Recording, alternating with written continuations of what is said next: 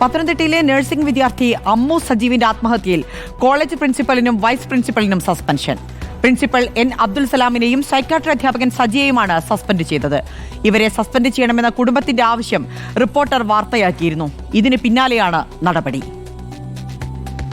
അമ്മുവിന്റെ മരണത്തിന് പിന്നാലെ ഉന്നത വിദ്യാഭ്യാസ വകുപ്പ് മന്ത്രി ആർ ബിന്ദുവിനെ നേരിൽ കണ്ട് കോളേജ് പ്രിൻസിപ്പലിനെയും വൈസ് പ്രിൻസിപ്പലിനെയും സസ്പെൻഡ് ചെയ്യണമെന്ന് കുടുംബം ആവശ്യപ്പെട്ടിരുന്നു.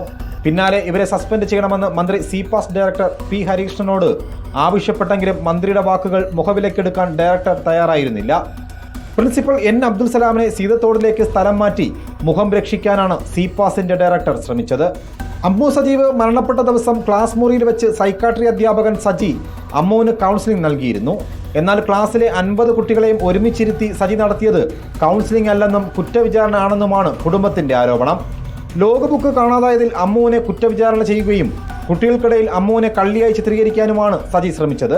സഹപാഠികൾ നിരന്തരം മാനസിക പീഡനം നടത്തിയതിന് പിന്നാലെ കുട്ടികൾക്കെതിരെ നടപടിയെടുക്കണമെന്ന് ആവശ്യപ്പെട്ടുകൊണ്ട് അമ്മുവിന്റെ അച്ഛൻ സജീവ് കോളേജ് പ്രിൻസിപ്പലിന് 2 തവണ പരാതി നൽകിയെങ്കിലും അതിൽ നടപടിയൊന്നും എടുത്തിരുന്നില്ല.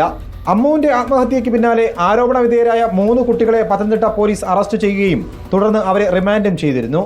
കർശന ഉപാധികളുടെ പ്രതികൾ ജാമ്യത്തിലിറങ്ങിയതിന് പിന്നാലെയാണ് കോളേജ് പ്രിൻസിപ്പലിനെയും വൈസ് പ്രിൻസിപ്പലിനെയും സസ്പെൻഡ് ചെയ്തുള്ള നടപടി ഉണ്ടായിരിക്കുന്നത്.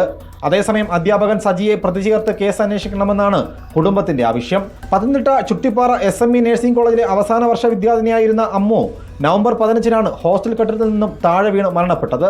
നിലവിൽ പത്തനംതിട്ട DYSP ആണ് കേസ് അന്വേഷിച്ചു വരുന്നത്. റിപ്പോർട്ടർ, തിരുവനന്തപുരം.